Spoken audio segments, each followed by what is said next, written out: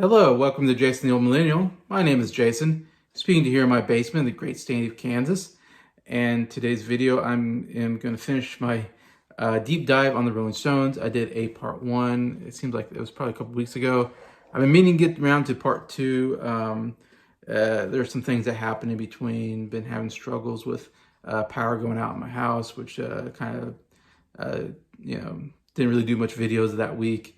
And still trying to figure out. Hopefully the power is going to stay on and everything's fixed there. Don't know yet, to be honest. But also the Oscars happened, so I was really involved with what was going on with the Oscars. So I did some videos dealing with that lately. So anyway, so I've been meaning to get back. So I'm finally trying to get back and finish this deep dive on the Rolling Stones. Of course, Rolling Stones have such a huge history, so it did take at least 2 parts to get this done. So yeah, we ended up basically around 1967 when they did Between the Buttons and I forget, it's called the Satanic's Majesty Request. Kind of 2 albums that came out in 1967. So we're going to start with this video in 1968 and kind of finish their careers there anyways, and give some highlights of albums and singles and all that anyway. So yeah, so hopefully you stay tuned and get some more information on the Rolling Stones here on Jason the Old Millennial.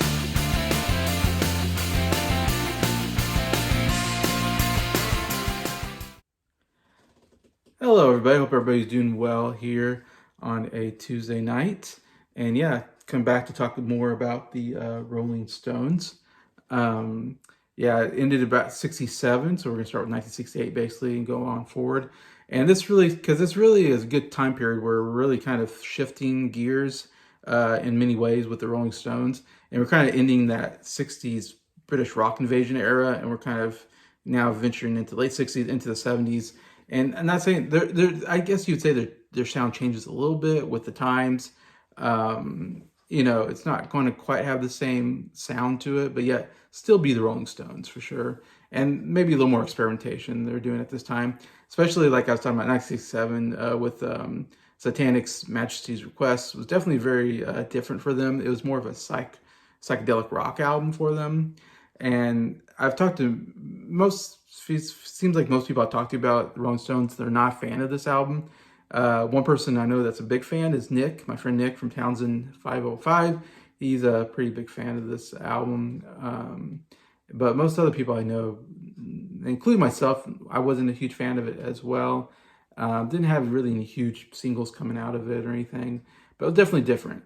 So now we get to 1968. A couple things, big things I need to talk about coming to this period. And one is Brian Jones. We need to talk about Brian Jones, who was basically the founder of the band and the leader of the band when they first came together. He kind of put everybody together in the band. He came up with the name, the Rolling Stones. So he was a big part of the band. Obviously, he was the rhythm guitar player for the band up to this point. He, like I said, he was kind of leader, made a lot of decisions for the band, it seemed like, in the direction of the band, where he wanted the band to go.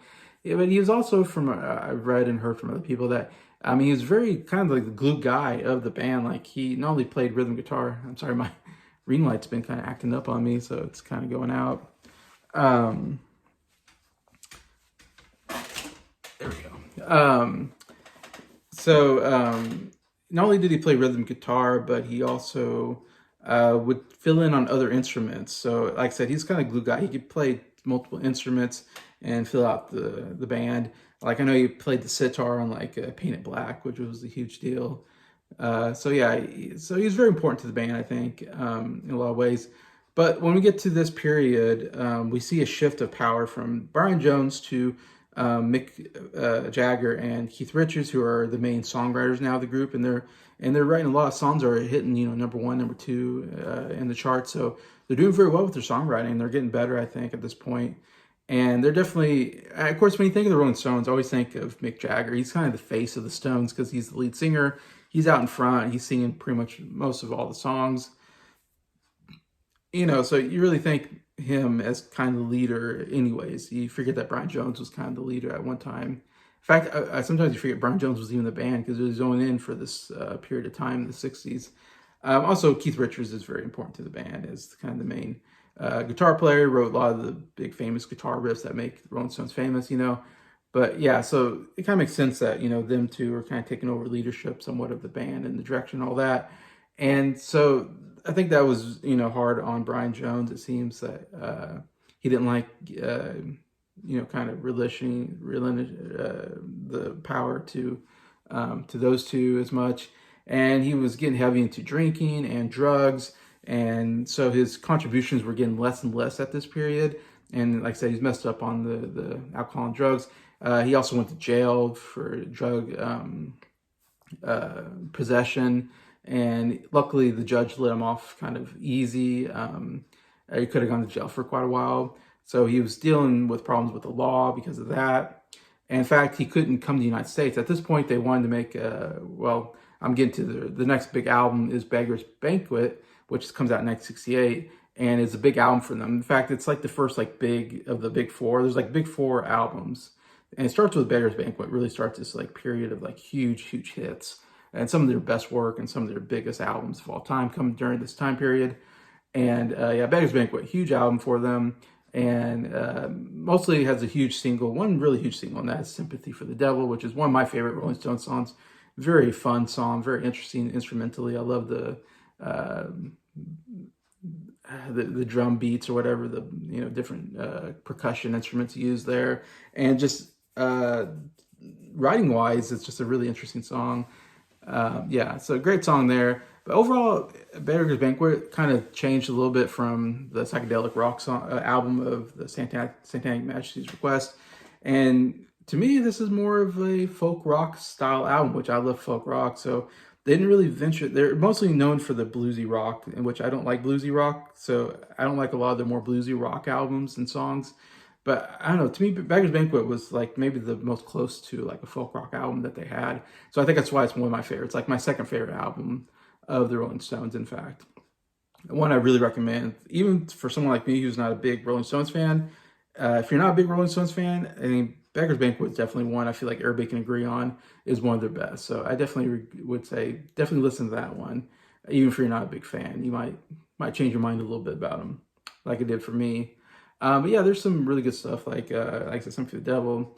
I didn't write everything down. I looked it up just recently, but they had a kind of no, that's later on. They had Salt of the Earth was really good here. And like I said, some other stuff that it's not as hard bluesy rock as some of their other stuff. So I really like that about the album. But again, Brian Jones didn't really contribute a whole lot to this album. At this point, he wasn't doing a whole lot with the band. And he was constantly late to different stuff. And he was a bit disheveled, And again, they wanted to go on a U.S. tour at this point. But Brian Jones couldn't go to the U.S. because of he couldn't get a visa because of his drug possession and all that. So that was going to cause a problem for the band as well. Like I said, he was just all those problems with the law and everything, and just him not contributing to the band and not really being involved.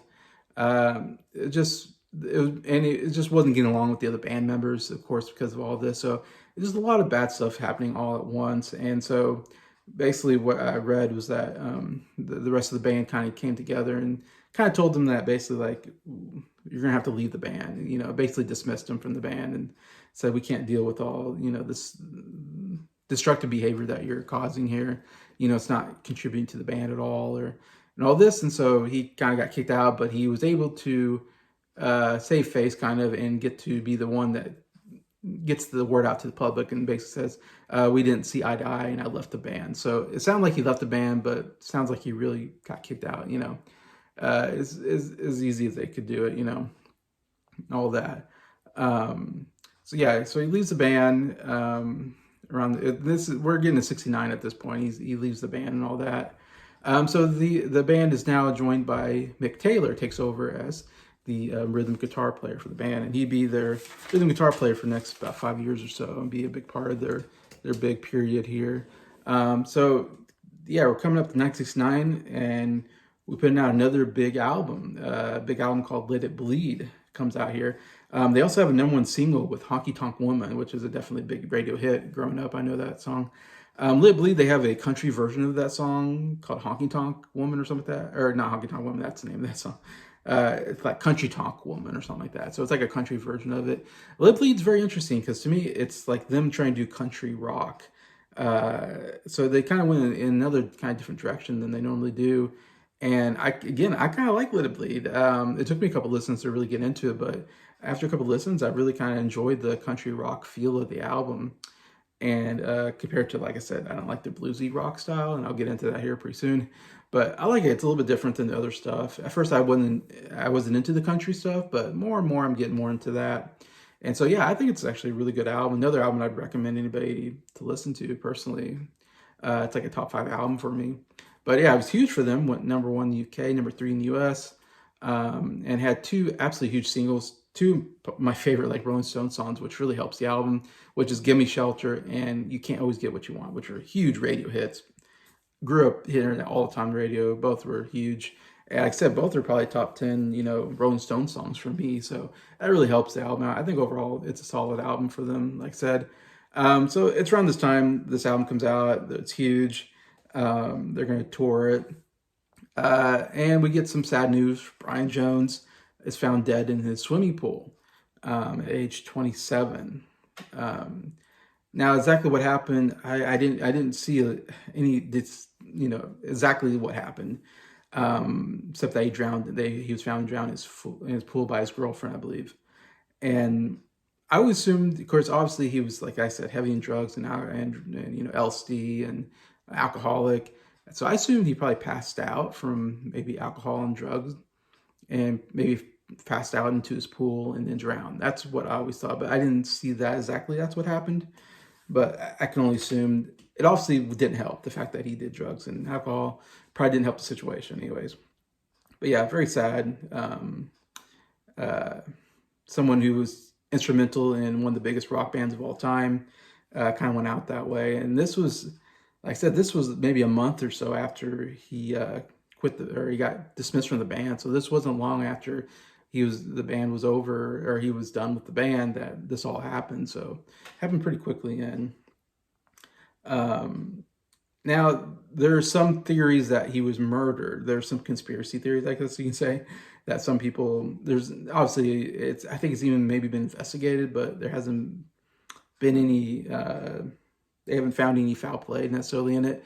But from what I read, even his children to this day think that he was murdered. So that's still a thing out there, that was he, because no one was there when it happened. So there's still some mystery in there and how he died, anyways. But we can't dismiss his contributions to the Rolling Stones and rock history. And he's in the Rock and Roll Hall of Fame now for the Rolling Stones for good reason. And just unfortunate, one of those fortunate deaths that happened a lot in rock and roll history. One of the most interesting things I found out about this is that after he died, Jimi Hendrix, I think, wrote a song, dedicated a song to Brian Jones, and also the Doors lead singer Jim Morrison also wrote a poem to Brian Jones, for his passing away. And it's very interesting because both Jimi Hendrix and Jim Morrison would die a couple years later of drug overdoses at age 27. So you have two guys, writing and dedicating stuff to this Brian Jones who died at 27. Then they would also join that club of, which is crazy, all these huge rock and roll musicians who died at age 27. It's called the 27 Club. And so Brian Jones is one. I don't know if he's the first one, but he's one of the main ones that did that. And then we get, several others after that. Anyway, so it's all a very sad part of rock and roll history. But yeah, that happened. So Let It Bleed, huge album for them. But the very next year, or 2 years later, they come out with an even bigger album, which is considered probably by many their best album of all time, and that is Sticky Fingers, which comes out in 1971. And this is also released on their own record label. And it's also pretty significant that it's the first album that we see the appearance of the famous tongue logo, which we all know, which I didn't realize they didn't have that tongue logo until this period, 1971, with Sticky Fingers. And from this day on, we all know Rolling Stones from that big red tongue sticking out logo to this day. Even I've seen where they play a concert and the stage looks like the tongue. That it's just integrated into. There's tons. I see tons of people wearing shirts with that Rolling Stones tongue. It's been a very iconic picture and logo for them. Interesting. So that comes out this time. I should also say the Sticky Fingers album cover, very iconic. Though it's one of my least favorite album covers of all time because it's just very perverse, I guess. I don't want to say what it is. If you don't know, you can look it up. I just don't like looking at that album cover at all. Anyways, but it's iconic. It's definitely one of their iconic ones. But yeah, huge album. Like I said, went number one in the UK and US. So another number one hit for them. Really only one really big song on the album though, and that's Brown Sugar, which is very controversial. I don't think they even play that song anymore. At some point they stopped playing it because there's some controversy, which I won't get into. I don't have time, but anyway, still it's a pretty good song. It's actually my favorite song on the album. Brown Sugar, very catchy. But they also had Wild Horses, I think is a really good song off of there. And they also had some singles with Dead Flowers, it looks like. It was another hit one for them, or another single that they came off this album. Again, this is usually number one for most people. I think my friend Briar has this number one on his list, which I understand it's huge. For me, it's actually one of my least favorite Rolling Stones albums. I know I get a lot of crap about that from Rolling Stones fans. Like, what? Rolling Stones? Like, I did a Rolling Stones ranking of all their albums, and Sticky Fingers was like 9 in my top 10. It was maybe top 15, but not top 10. And a lot of people kind of gave me crap about, like, what, you didn't have Sticky Fingers in your top 10? Like, yeah, I'm sorry.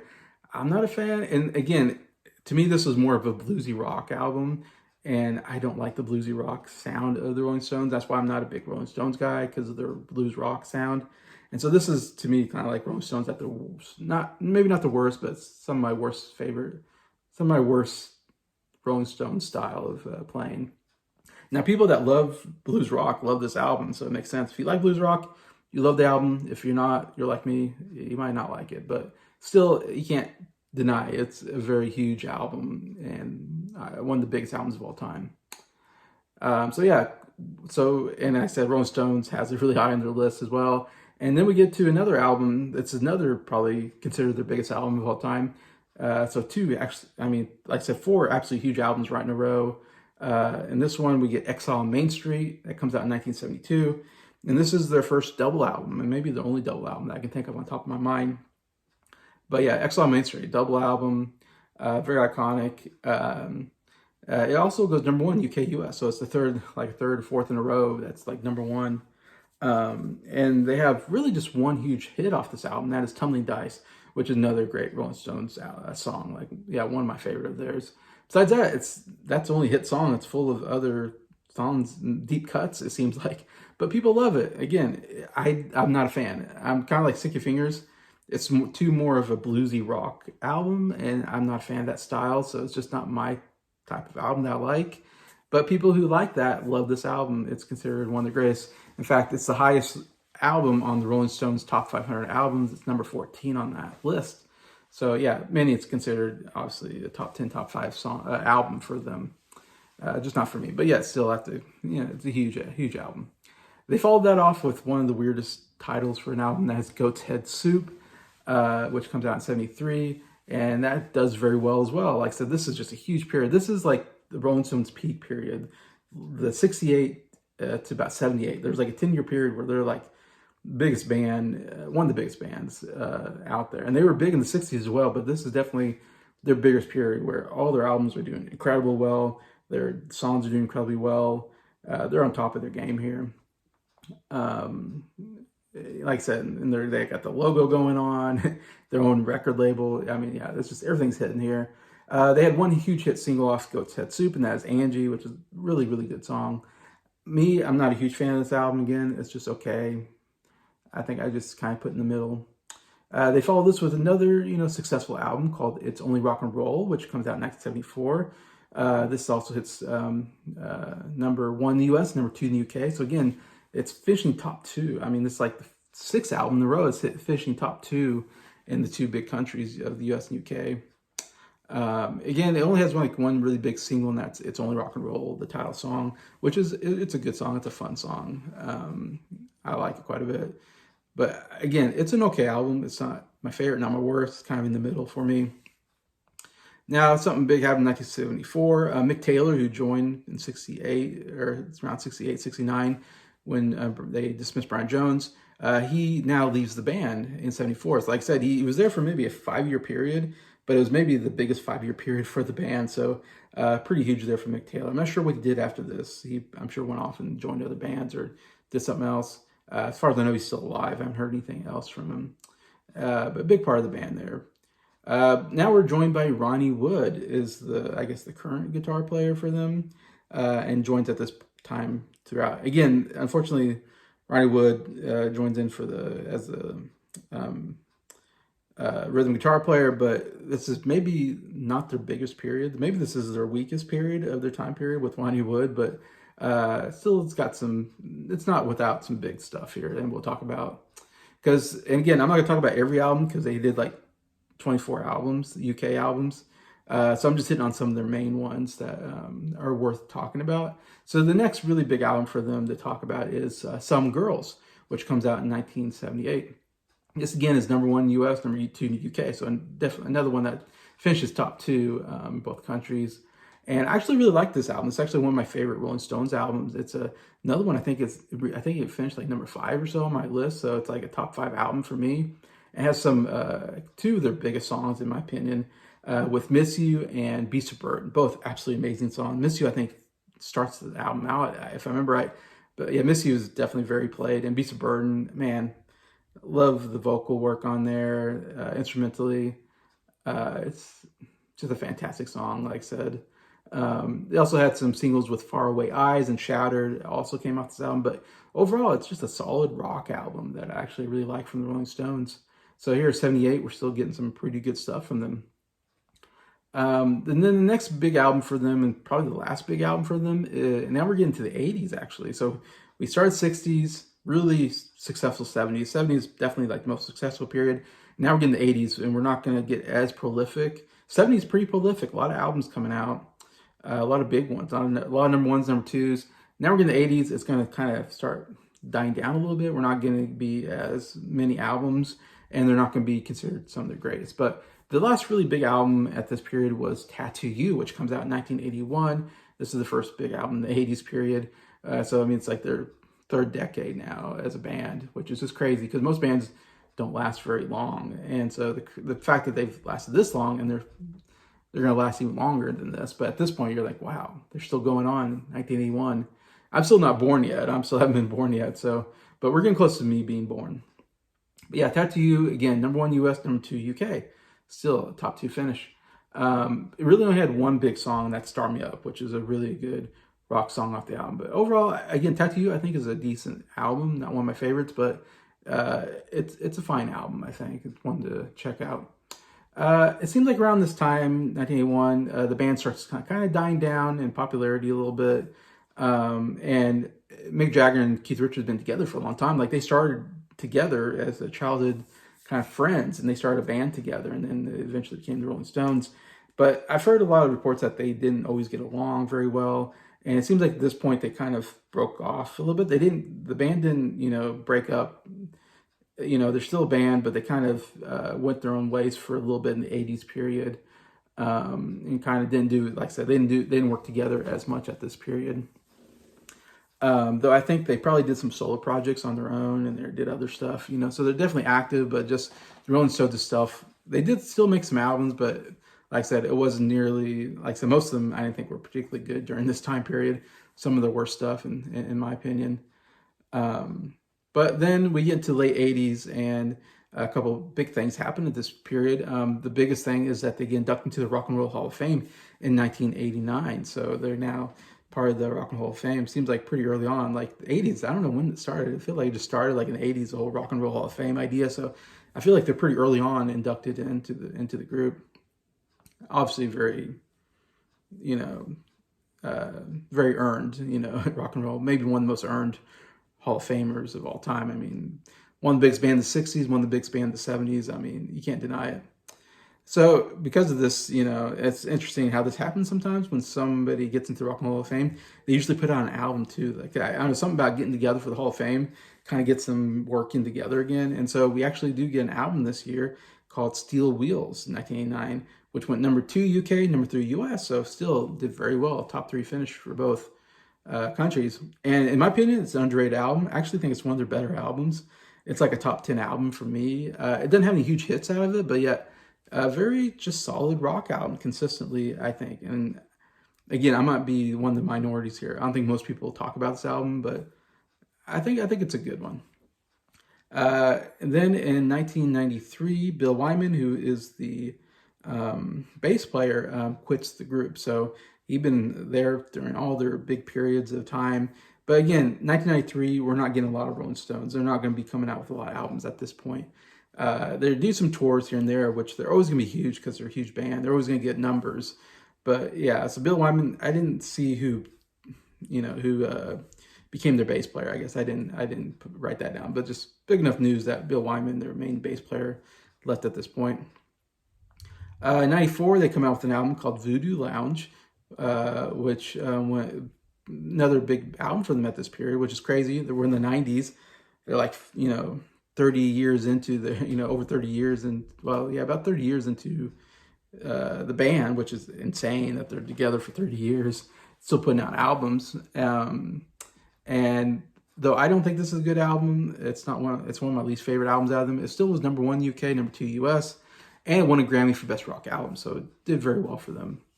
Then we're gonna fast forward to about 11 more years afterwards, and we get an album called A Bigger Bang coming out in 2005. And I actually think this is the most underrated album in their discography. I think it's actually a really good album, and it's weird because of this.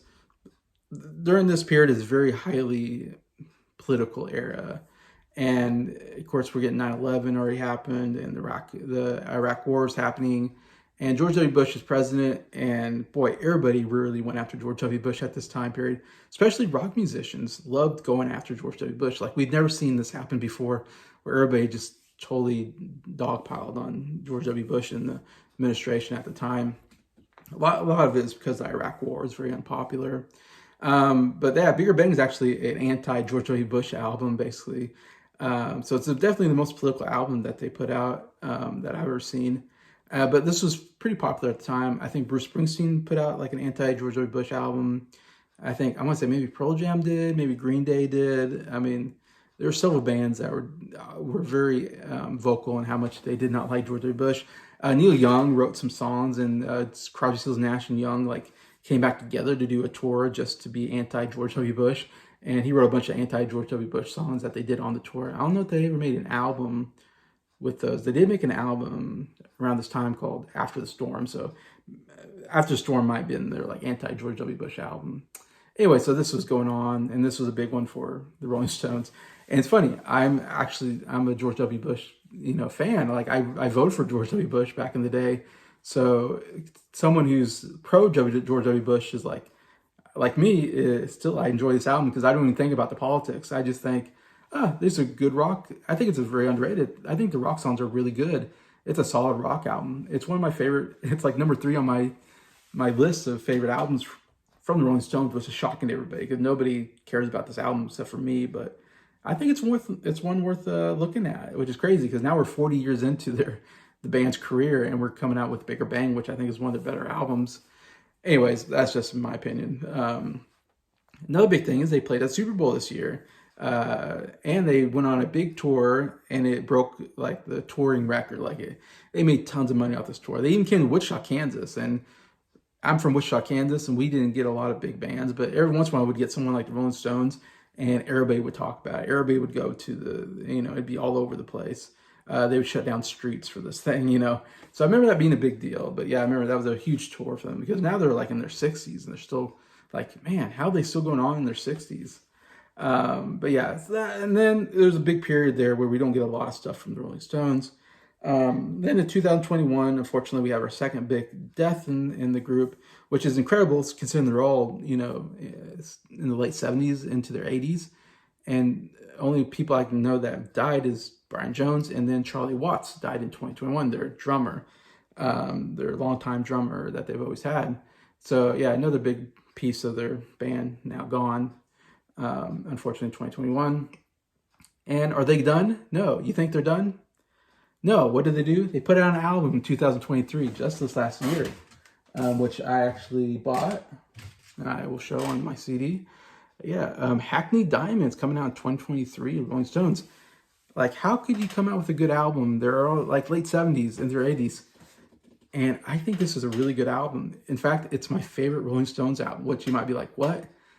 A lot of people give me crap for that, but I stand by it. I think it's a solid album, and I can't believe they still can make great music all this time later. And like I said, they took big periods of time. They're not as prolific, but yeah, it's a really good rock album. I highly recommend if you haven't heard it, you gotta listen to Hackney Diamonds. It's like they haven't missed a beat. The rock riffs are just absolutely amazing, and Mick Jagger does a good job singing, which I'm not the biggest Mick Jagger fan. I'm like, he does a good job here. So yeah, crazy we get Hackney Diamonds this last year.